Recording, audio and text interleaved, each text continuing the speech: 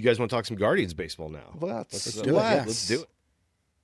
Okay, I'll just throw it out there and then let the big dogs eat. Is Jose Ramirez is back.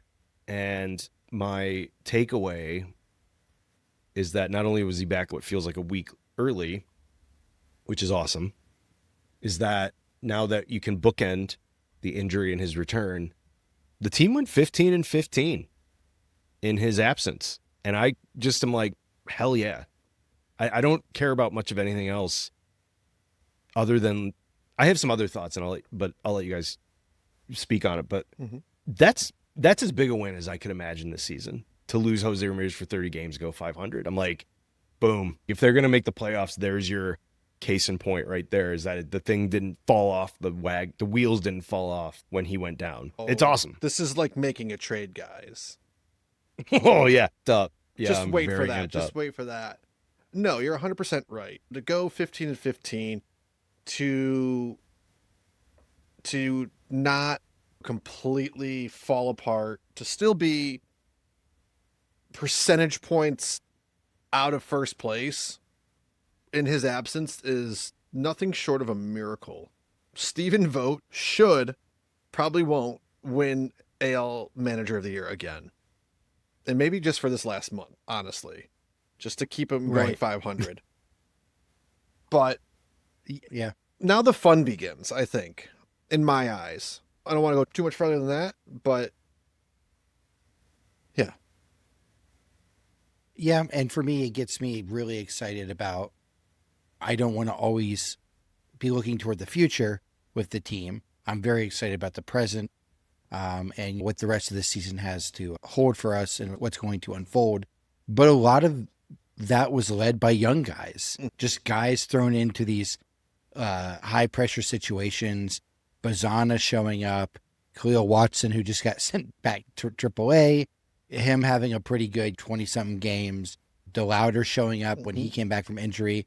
The return of Quan is exciting. Yeah. Perfect timing for the trade deadline. Get rid of him or maybe keep him. I don't know what's going to happen there. But yeah, you can't not be excited that ordinarily you lose your two best hitters, your captain, your leader of the last 10 years, the cornerstone, and your other vet type guy with Quan has been having a bad season.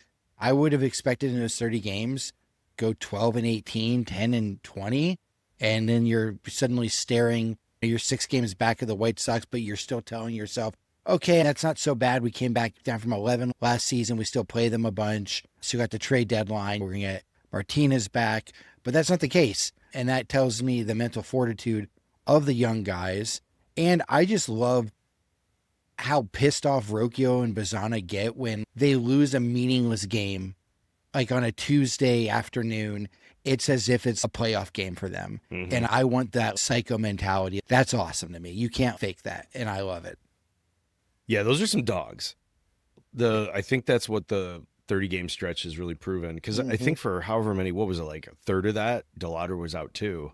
And Martinez has been out the whole time too. So there's the other thing is arguably you could have said he was one of your top 5 hitters when he got hurt for the season.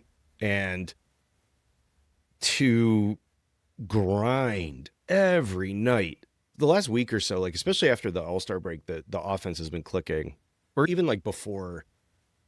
Yeah. When they took out the Marlins, I wouldn't say they weren't like scoring a ton of runs, but no, like they but were it playing was well. there was definitely some more infusion, complete baseball. an infusion of life. Yes, it felt like there was like a heartbeat there. And then after the All-Star break, they've been playing really well. And just to see, those guys like Rocchio take that step forward, Bazana playing solid, DeLauder just tearing the cover off the ball after he came back and making great decisions at the plate, Quan hitting well, especially after the All-Star break. It's like, man, that, again, we've said this so many times, but man, oh man, do we really take some of that stuff for granted with Cleveland, because the Yankees, having lost Aaron Judge, have stumbled quite a bit recently. They're still playing okay, but it is very rare that a team can lose a player of that caliber for that period of time. and keep the ship afloat the way that they have. That's I think rarer than you think. Baseball's a team game, but when you lose a guy like that, who's your total heartbeat, that could sink a season really fast. And they had to grind out every single one of those games, but holy cow, it was cool to watch. That's where a team grows up pretty fast and you start seeing what these guys are made of. And I had no doubts about it, but it's cool to see this team step up the way that they have. It's really cool. And again, I don't know where things are going to lead, but it's like, man, how do you not like a stretch like that? How do you not take stock now after those 30 games and just be like, dude, that was cool to see? Yeah, and on the one hand, it was frustrating because there was a lot of win one, lose two, win two, lose one, and they never got rolling until that Marlins series as well. My question too, taking a little bit of a peek ahead, have they announced a target return date for Angel Martinez? He's rehabbing right now, right? He is rehabbing. Yeah, He had played 2 games in Columbus. Played well with Akron. Yeah, he had 1 game where he was hitless in Columbus, and then a 2-for-4 game with a couple doubles, and then a just bonkers game with I shouldn't say bonkers, but another 2-for-4 game with an RBI or a home run and a double, and then a 1-hit game tonight. No, I'm not entirely sure because with Jose, I could see it maybe early next week. Hey, what's today? We're recording on Wednesday. Hey, Thursday, Friday, Saturday, Sunday. 4 more games. Whether it's in Akron, Lake County, or Columbus, it doesn't really much matter. But with the stereotypical Monday off in the minor leagues, like I could see that the Guards try to get through the Tampa series. Just in time for the Battle of Ohio. Just in time for the Battle of Ohio because the Ohio Cup is on the line. That's all we need him for. Then he can just sit out the rest of the season. Does Spencer Steer stay with the Guardians after the Battle of Ohio? Is this like a just walk to the other clubhouse type of deal? We'll talk about that more in a little bit. But no, obviously getting Jose back on the doorstep of returning, getting guys back into roles that they're better suited for, the things are pointing in the right direction. Mm-hmm. And with less than 60 games left, it is going to be a wild ride. The sprint's on. It is. It really is. Start scoreboard watching, folks. Oh, I'm already doing that. This is like where I lock in and every morning now start checking the standings. So I'll get on every morning, check the standings, check the wild card. Basically from here on out, that's pretty much going to be the routine. Yeah. And then start to furiously refresh MLB trade rumors. Right. And see what's going to happen there. So, well, okay. So speaking of trades, we're less than 2 weeks away. I joked about Spencer Steer. He's not tops of my list. He's maybe more of the realistic choice, but gun to your head, Guardians are going to make a move. 2-part answer from both of you guys. What do you think the trade is? What do you want the trade to be? It could be multiple trades too. Yeah. The winds have definitely shifted a little bit since we last talked. Mm-hmm. Boston is out of the question at this point. I look around at some of the crappy teams and what I think could make some sense and what I like and all that. Certainly any sort of starting pitching, like back end type help could be good. You go to the Giants and you say, does Robbie Ray do anything for you? I'm trying to think who else. I heard a juicy name today. Let's see. I'm trying to think like in the NL. That's a good one. The problem, you could go to the Reds, but they're not going to really trade much starting pitching. Mm-hmm. There's really not a ton out there, I would say, like starting pitching wise. I know the Nationals have a couple names floating around. Yeah. So teams that you're really kind of looking at: AL, Toronto 6.5 back of the last wild card. Oh, are you talking about Kevin Gausman? Nope. Athletics are 9.5 out. KC is 10. LA is the Angels are 12. NL, Cincinnati is at 5.5. they're probably going to be selling. Mets are 10.5, Giants 11, and Rockies are 13. And the juicy name that I heard, and it'd be a rental, he is on the Blue Jays. Don't call me Justin Bieber. You know who else? You know who else was a juicy name that I saw that actually makes like a ton of sense? Is should we just do the full-on reunion and bring back Lane Thomas too? Dude, he's mashing right now. Of course he is. Yeah, of course. Like at the exact right time, but he is. Let's take a look. I'll tell you the other guy right now. I'll tell you the other guy that I actually really like a lot that I don't think they would do it because he's a lefty in the outfield. But Mickey Moniak in Colorado, Yeah. quite a bit. He intrigues me. Mm-hmm. And it's like, I don't really care about, I just don't care about him being a lefty. I'm like, whatever. I Give would, me some I would, bats, man. I would take a flyer on him. You're talking about a former first round pick, Yeah. and dude's turned his career around a bit, and he's really solid, and you could get him for peanuts. So I don't hate it. I feel bad for whatever pitcher we send there, but sorry we wrecked your career. R.I.P. but, to that pitcher. Yeah, to your whatever. career. But I would be interested in him. His name has popped up. I mean, Isak Paredes still interests me. Oh, yeah. And he's really starting to hit in the last week or two and he's getting hot at the right times. That still really interests me picking him up. Because the Astros are like 4 games under. They're gonna some pieces and parts. Honestly, he really interests me. Yeah. Still. Paredes is on my short list. He's on my short list of guys that I would really love to see us go in on. If Christian Walker wasn't making $20 million a year, Yeah. I like him. Yeah, he's having a good year too. He's having a good comeback. 20 home runs. Manzardo's really struggling both defensively and offensively. Yeah. He had a rough game tonight. Yeah. Yeah, I don't know, Fez, what you got you got any other names you've been thinking about? I was going to say Spencer Steer. I like Christian Walker. I like those because those are like attainable. They're not going to kill us financially.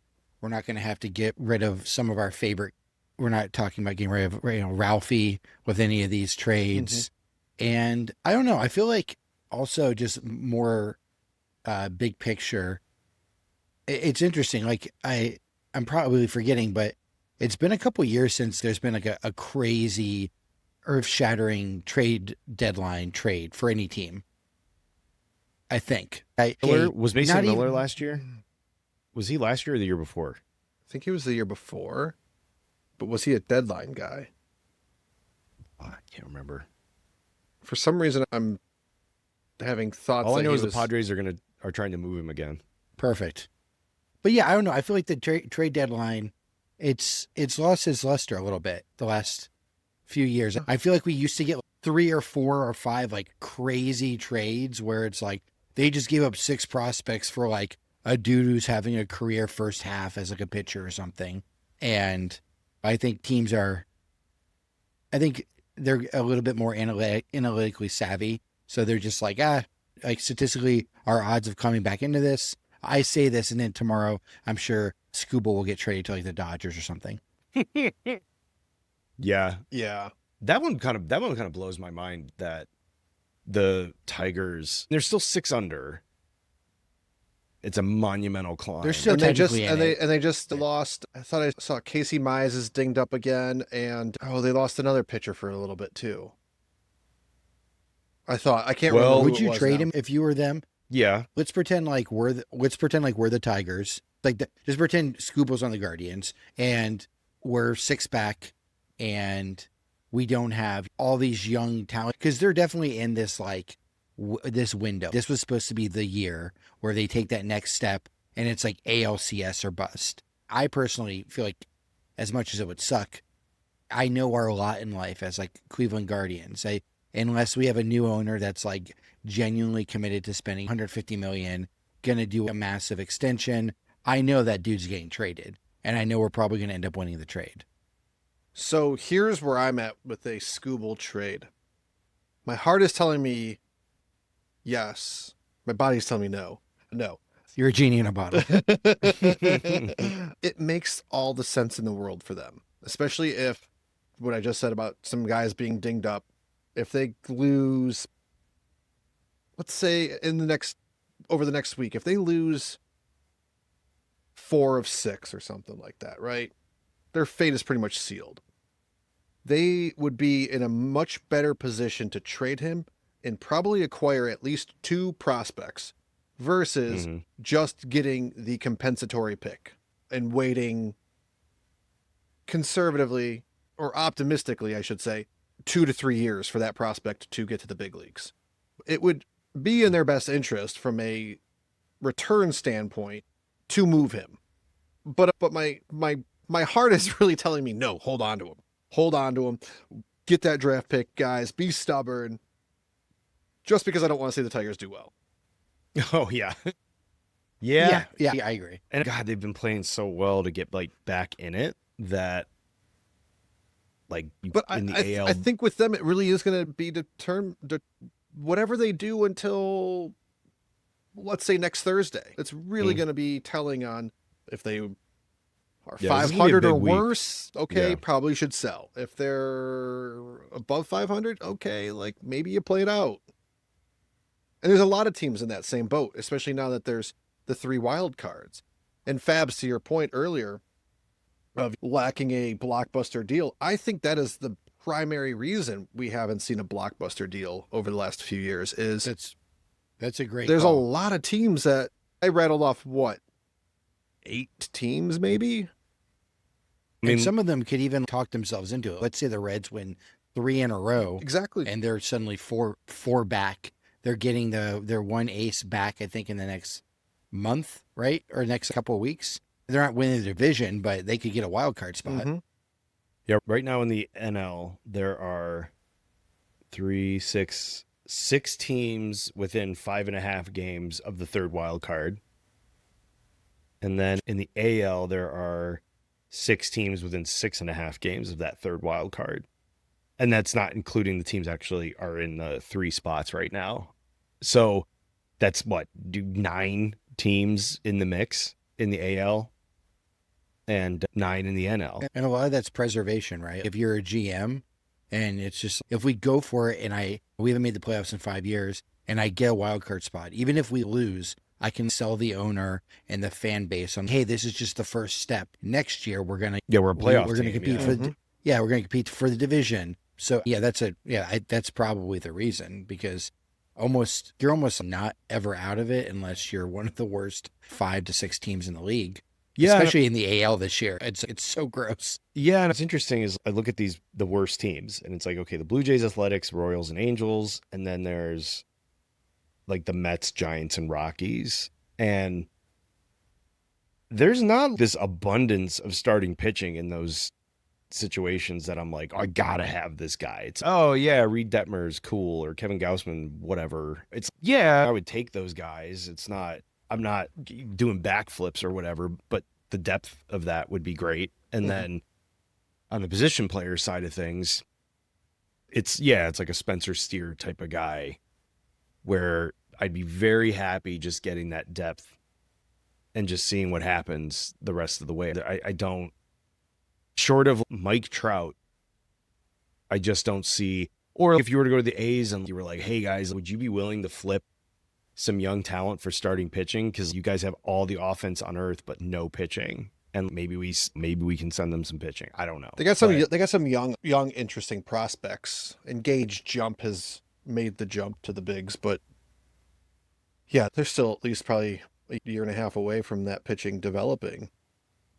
Is that a possibility where we can, I don't know, make some sort of deal like that? I don't know, but I don't foresee that happening. Like I'd be like blown away if the Guardians traded any pitching at all that was like even remotely close to the majors. Yeah, and it doesn't make sense for the yeah, Guardians' right. It's like perspective. why would you do that? No. Why would you do that? It's this year we've been dancing between raindrops and very lucky, but we don't have that depth waiting at AAA right now. Which the good news is, something we didn't talk about, I think it's developed since the last time we talked. It sounds like Cal Stevens didn't have Tommy John and that his timetable to return should be about 11 months. Oh, okay. So not as bad as initially thought. Dude, I'll take that. And Ben Lively is pitching again. Dude, that's a name that you forget about. Yeah. Yeah. Yeah. Like, oh yeah. Okay. So getting him back will be nice because it gives you somebody more than just Logan Allen. There's a couple. Justin Campbell was pitching nicely. I know Fabs and I mentioned him before too, but the Guardians just don't have that depth, that in case of an emergency depth that they've had in the last few years. Yeah, I also would be curious if they'd be looking to acquire some, like what they did with Cal Steven last year. Is can they flip something to get some controllable starting pitching? Which, like, yeah, in a perfect world you would, and that's what everybody wants. But I wonder if they can package, any prospect not bolted to the floor that's not Ralphie Velasquez to possibly get some starting pitching closer to the major league level. Before moving on from this, let me just throw you out. You, Steve, said Isaac Paredes. He would definitely be somebody I would be looking at, trying to acquire. Potentially could allow the Guardians to move on from Manzardo and maybe roll with a Paredes and Hoskins first base DH duo until Ralphie gets up. That's a thought that is an intrusive thought that I've been thinking of, is getting rid of Kyle Manzardo lately. You're really selling low on his value, though. But two other names that I would really be intrigued by. I have a hard time believing that they would be easily obtained. But Eloy Ramos and Casey Schmidt from San Francisco. And I've been reading a little bit about the Giants wanting to move on from some of their big time extensions. You had mentioned Robbie Ray. Robbie Ray is a free agent at the end of this year, though. But another name that you've mentioned in the past that I would be very intrigued tacking on to a Ramos or Schmidt deal is Logan Webb. Dare I say, Fabs, there's your blockbuster deal. That would be. Dude, yeah. Giving up like sick. an Angel Gano, a Kyle Manzardo, and probably at least two other prospects. Yeah. They keep saying that they're not going to move him. Logan Webb? But man, that would be sweet. Yeah, it would take a lot, but he's not in the Devers or Willie Adames or Matt Chapman twilight. That Giants team is... Dude, they stink. That team's at least, if you look at their prospects, if They're you probably know 3 years, right? Yeah, it's 2.5 would be quick. 3 to 4 is what you're looking at. So yeah, I think it could also be just the playing hardball type of thing with Buster Posey being like, "There's no way we're trading him." Okay. well, and he is under control for a few years. He's under team no control doubt. for 2 more years after this. So yeah, they don't need to trade him as much as they would probably like to move off those other 3 guys that I mentioned earlier. And same with Schmidt and Keep Ramos. Those guys are making less than $1 million. They're making league minimum, or just over league minimum, I should say. So Yeah, let's see. Ramos, he's having a pretty good year. Yeah, he's having a good year. yeah, I'd love to have his bat in the lineup. adding either one of those bats, it at the very least lengthens your lineup. You're getting a guy in either one playing at the level that you anticipated Manzardo probably playing at. Right. And let's be honest, we've been texting about Manzardo lately, and if you And I love it, man. I bought a bunch of Manzardo stock. Like, I don't dislike him. It's just he doesn't do. I would thought by now he'd start to develop something that was like semi-elite, and just like the fielding has never been there. The batting for average is getting worse. The power numbers haven't been very good this year. Like, it's just, come on, we can't have a hole at first base. Like, that's every team that's contending, like seriously contending, that's a spot that is locked in where they have a good hitter there. Yeah. And I think he still has value. He's still young enough where if you trade him now, some team could go, We're buying him on the bottom of his value. We can fix him. Yeah, we like him for this reason. Yep. Yeah. Yeah. Yeah, Ramos is he solves a lot. You're talking about a right-handed hitting outfielder, and if you look at the lineup tonight, swapping Daniel Schneemann in right field for Ramos would be perfect. Getting a guy like Schneemann out of everyday at bats would be delicious. Exactly. And that's where I'm really looking at is the Schneemanns, the Ariases, the Halpins, even though he had 2 home runs earlier this week. Those guys are bench guys. Hoskins is a bench guy at this point too. Those are all bench guys. I am very happy to have 2 or 3 of them on my bench, but playing and starting, we've talked about this before. It's just not in your best interest as an organization to be relying on those types of guys at least. But all 3 of those guys, Paredes, Ramos, and Schmidt, are all right-handed bats. Yeah, and I just read on MLB Trade Rumors, which is not paying me to constantly talk about them. They said that teams are scouting Ramos and Schmidt. So there's some smoke there. That's going to happen. That's definitely going to happen. And the Angels appears are listening to a lot of offers as well. That was an interesting development. It's about time. My God. Dude, I think, who's their owner? What is it? Artie Moreno? Yep. Is that it? He apparently is pretty hardcore involved in personnel decisions, and that's why the team is in utter hell. He's the Jimmy Right Haslam now. of baseball. Dude.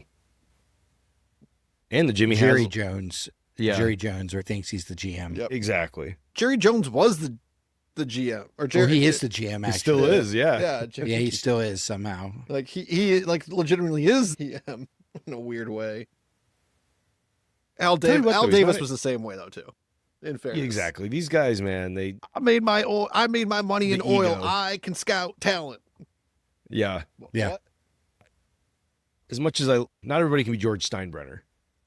Oh, but even Steinbrenner deferred. He would. Yeah. He was a psycho, but he would. He was. He didn't. Correct me if I'm wrong, but I never heard stories of him being. We're drafting this guy because he ran a 4.4 40. Yeah. He's a 3rd round draft pick. I don't care. Again, yeah, it's the Angels. It's like you got nothing for Shohei Ohtani, and then you're going to get nothing for Mike Trout. We've said it a million times, but it's pure insane. malpractice. Pure malpractice. So, anyway, okay, so heading into the quote unquote second half, now that we're deep into it, I did see the metric that the Guardians have the easiest strength of schedule the rest of the way. Yeah.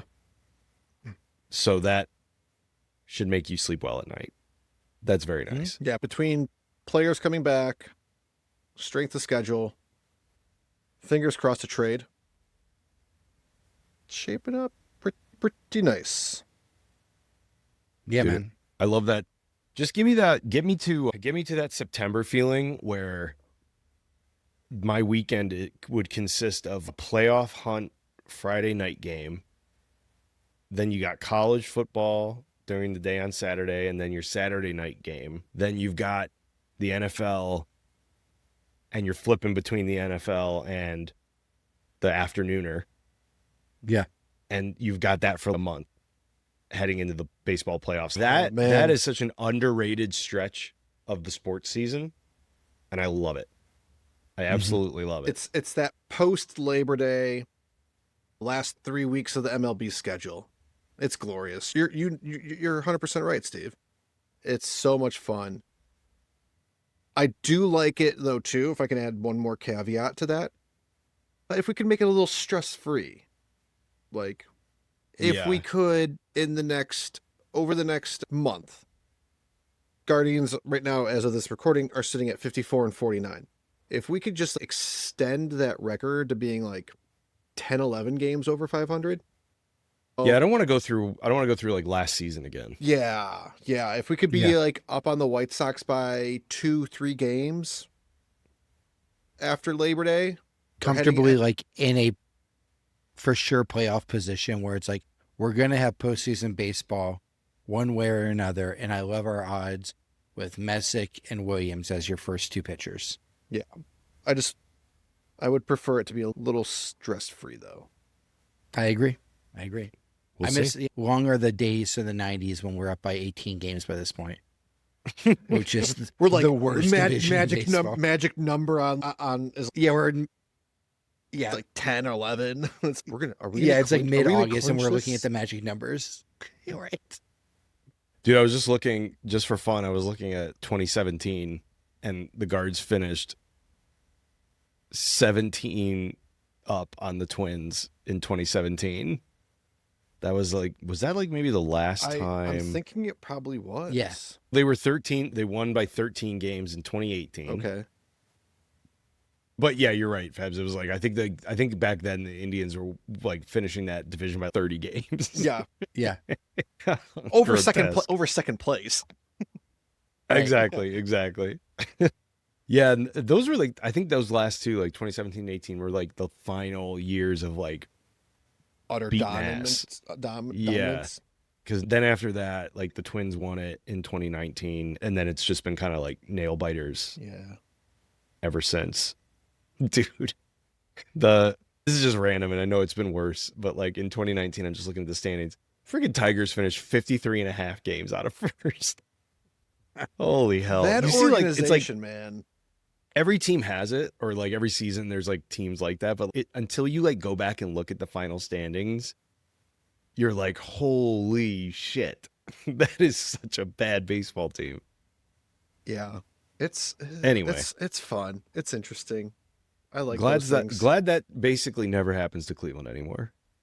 No. The Guardians and Indians for over the last let's say 10 years, right? They're always good enough. There was a great article in The Athletic that kind of went over some metrics, and I bring this up because there was, I don't know if either one of you guys had a chance to read it, but there's about 8 or 9 metrics and different stats that say, okay, who are true contenders for a World Series? The Guardians, no shock to anybody, did not fare well in that. But they were in, Mm-hmm.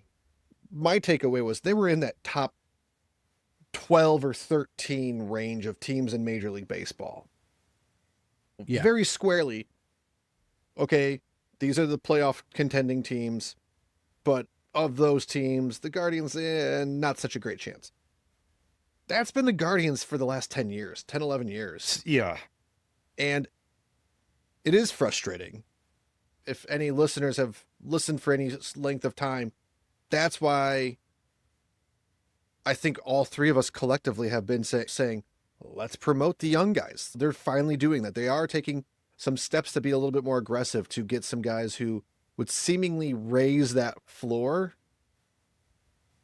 to take us from that level of consistently good to consistently good and okay, maybe there's a chance.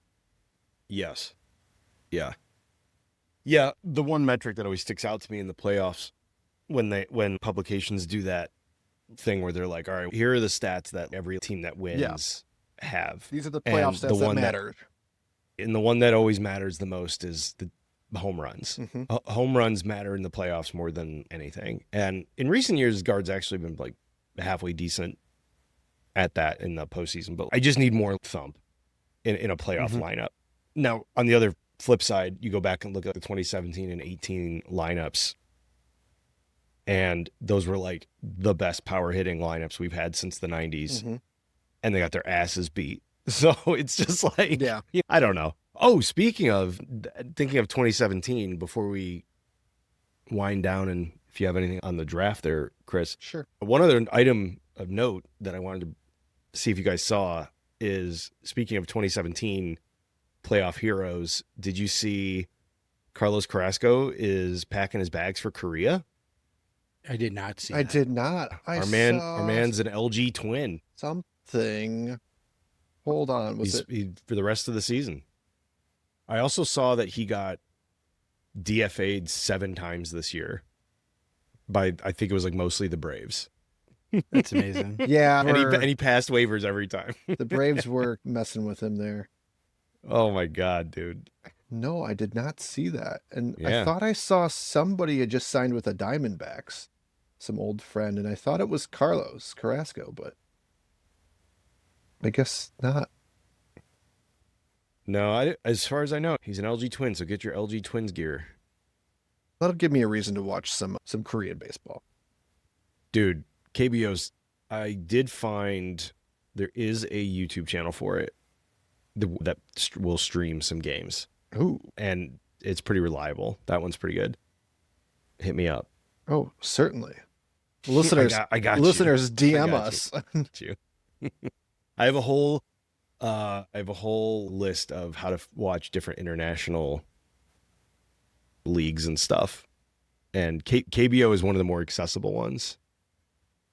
Yeah, KBO is generally, They're a little more forward thinking. yeah, they're a little more for that, and generally speaking, the product is a lot better. You're not watching Yes. you're not watching guys with Italian or Swedish heritage go overseas and play for some community team in the Italian league or the Swiss league or something like that. Oh, dude, I was watching Czech. I paid for the Czech baseball league season pass, and those were some interesting games. Those were quite interesting. Anybody you were like, wait, I went to school with that guy. Dude, actually, We played JV baseball together. yeah, I'm looking forward to.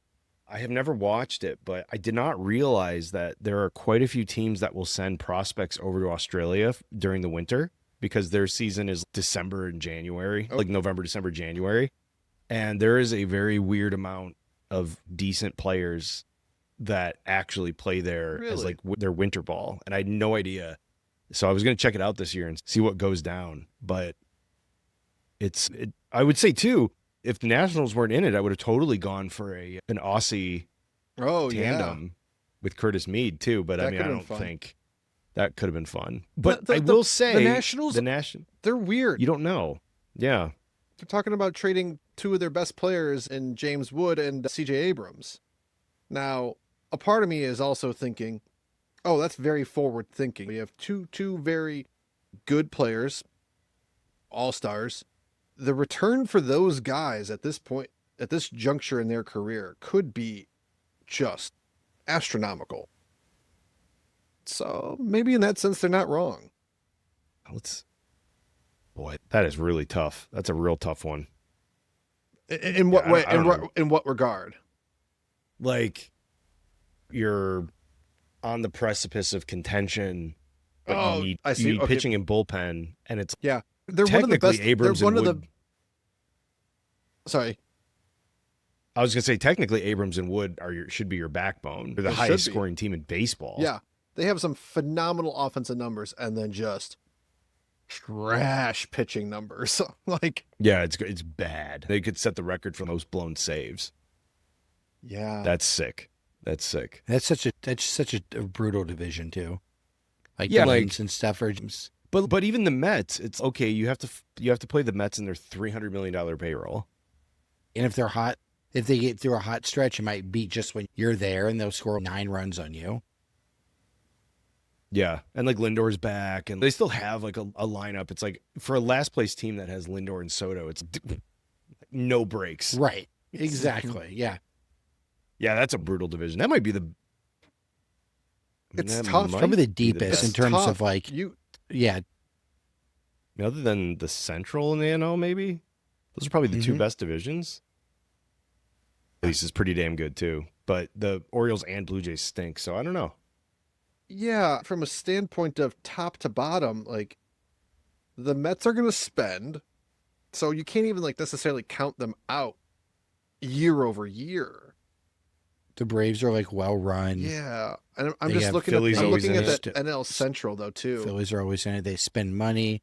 The Central was like pretty solid this year, but year over year, you're usually going to have 2 bad teams in that division. Yeah, I'm giving the edge to the East.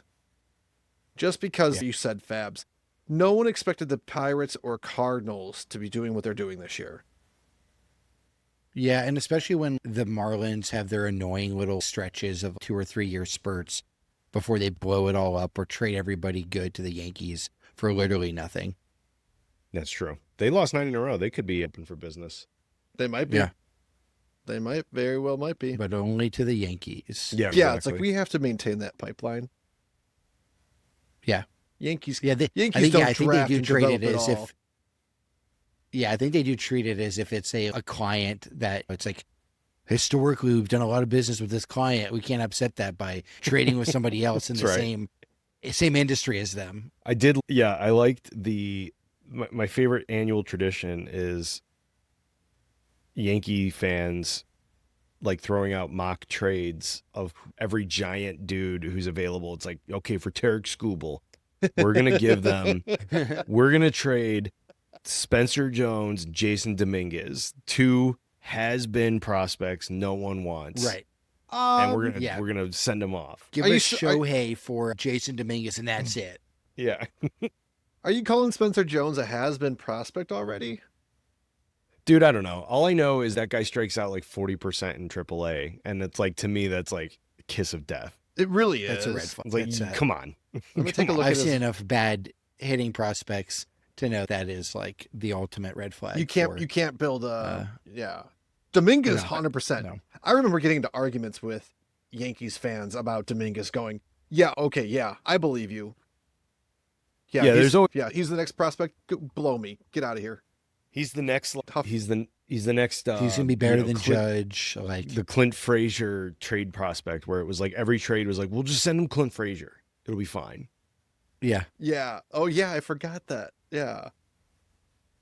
I guess I didn't realize I he's didn't only realize. 5'9". Okay, yeah. I guess I Holy didn't shit. realize Spencer Jones's propensity of striking out 200 times in 2024 in Double-A. 200. Hey, but you know what? Jesus. He cleaned it up the next year in 2025 between Double-A and Triple-A. He only struck out 179 times. Dude. He struck out, okay, in his cup of coffee this year, he struck out 34 times in 30 games. 82 plate appearances.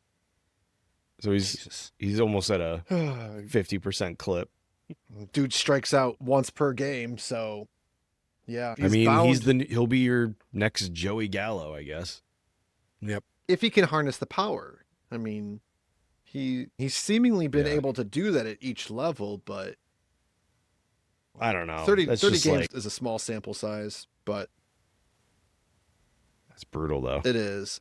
I guess I'm not willing to go so far as to say has been prospect with him, but it doesn't look good. It does not look good. Estevan I think he's Florial, just- guys. Estevan Florial. Remember him? Yep, exactly. Oh my god. Oh my god. We got to live that too. Yes, we did. That's gonna gonna be great. I'm gonna put stock that one away for Immaculate Grid. Yeah, I 'cause want That'll be a good 0.01. Steve. I think your next card chase should be flamed out Yankees prospects. Dude.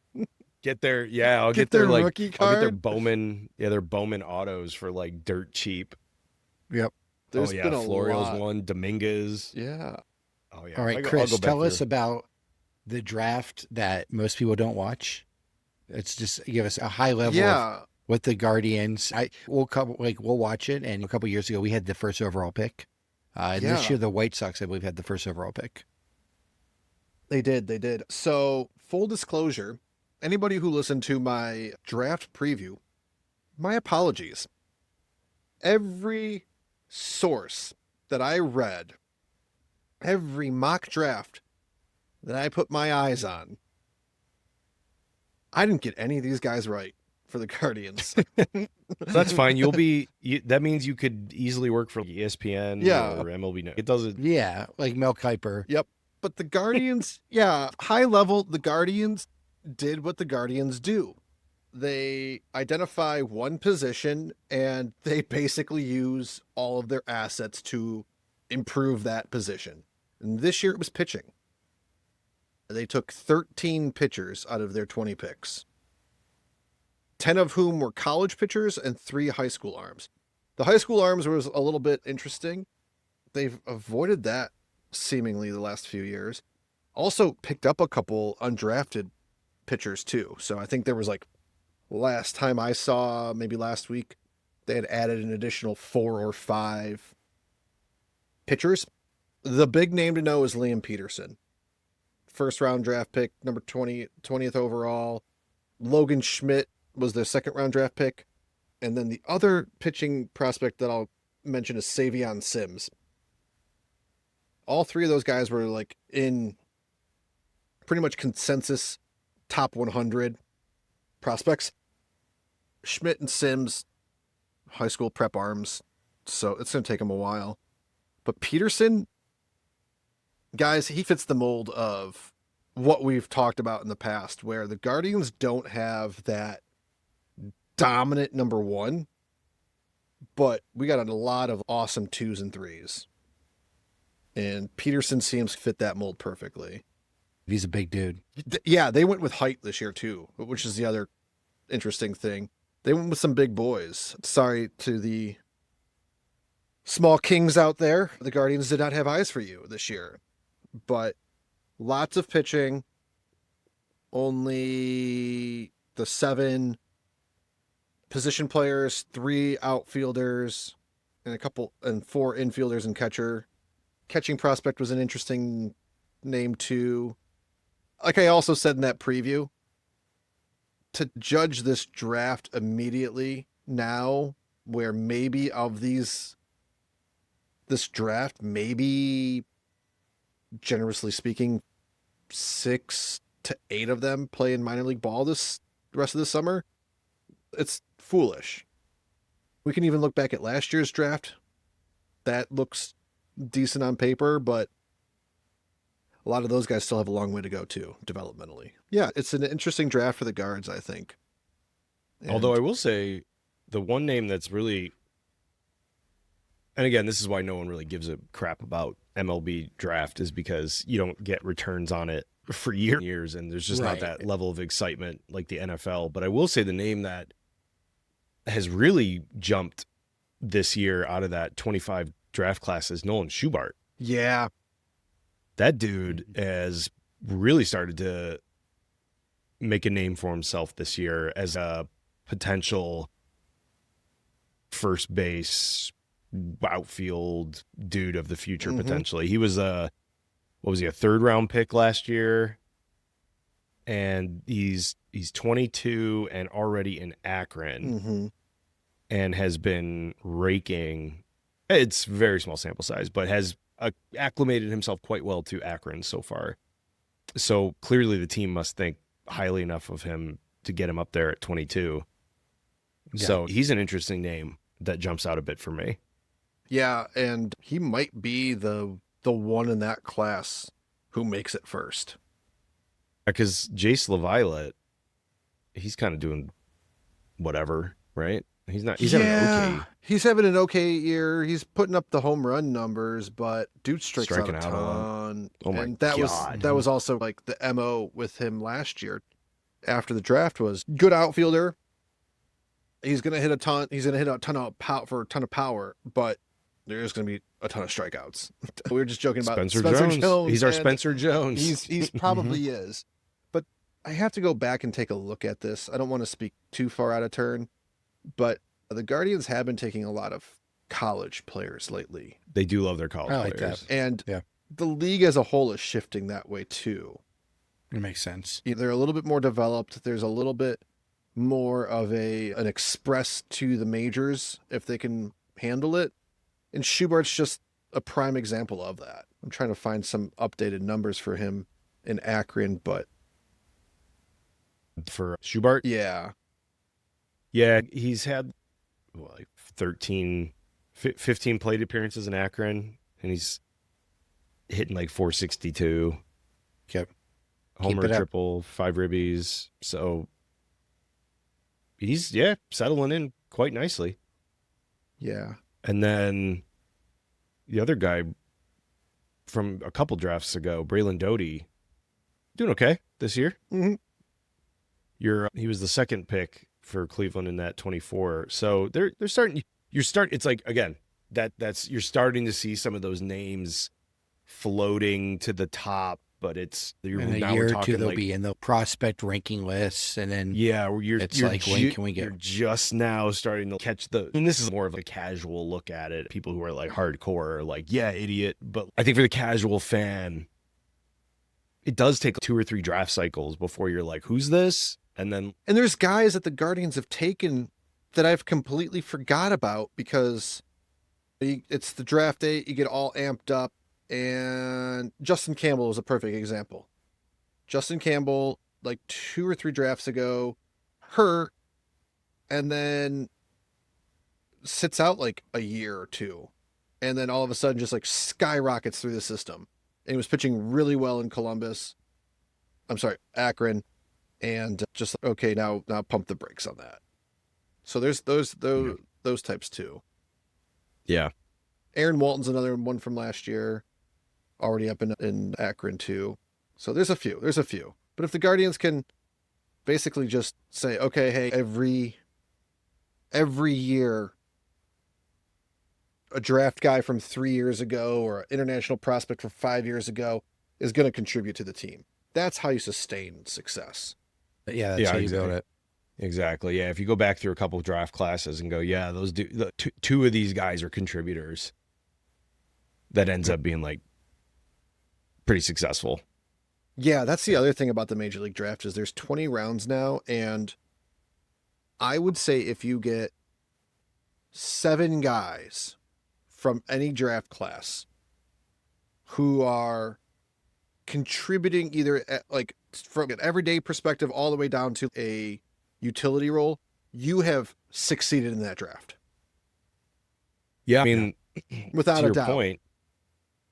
to your point right now, the 2022 draft, the 2 names that stand out there, Chase DeLauder and Parker Messick, Mhm. and then Justin Campbell's in there as well. So that's what stands out there. Your 21 draft, you're looking at Gavin Williams, Tanner Bybee, Ollie Mons in there. So you're averaging two to three that you go, okay, these could be impact players. It's great. And it that staggers what you're going to spend, like extensions. It makes it like, yeah, I like that. That's it. and It's 23, easier said than done, obviously, but yeah, exactly. And 23, getting closer to the jury being out, but Ralphie Velasquez, Andrew Walters, CJ Kafis, Cooper Ingle. So you're talking about guys that have been like contributors, like different levels of, you're talking top prospect and then like depth guys. Because even to like the 24, you have Bazana who's already been called up. And this is where like you can still see, okay, 24, that was legitimately just 2 years ago. But Doughty, it's mentioned. Joey Oki, who a lot of people still are high on. Rafe Schlesinger, who was pitching well, but also got hurt. Chase Mobley was in that draft class. Bennett Thompson, who's killing it. And there's a few others. Like that class can very well be that, oh, you got 5 or 6 guys in that draft class. So. Yeah. But like that, but like also to our earlier points, like I wouldn't fault anyone for not knowing who like the 13th round pick was for Cleveland in 2024. Right. Yeah. Yeah, you don't need to know that guy yet. That's why we go to you, Chris. You're the draft guy. Yeah. The same way I like my independent ball and my weirdo international game. We defer to you on all things because I butcher the names because I've never even heard them out loud. So I take shots in the dark too. I'm not gonna lie. I'm like until I hear somebody say it. How do you pronounce this? I've probably butchered my fair share, and there's probably somebody who is man. more versed than I who is, you idiot. It's not even Yeah. close how you for say sure. his Yeah. name. Super fan and the weeds guy. Yeah. Absolutely. But okay. All right, cool. I think that's it. I think that's all we got. Buckle up because now we're heading into the stretch run into the trade deadlines. Came out of the All-Star break playing well. Jose Ramirez is back on. We're going to see where things go. But We'll be there with you every step of the way. So be sure to rate, review, subscribe. Hit us up on YouTube, anywhere else. We're getting all out there, so you can find us. And yeah, tell us what you think. And we'll catch you guys later.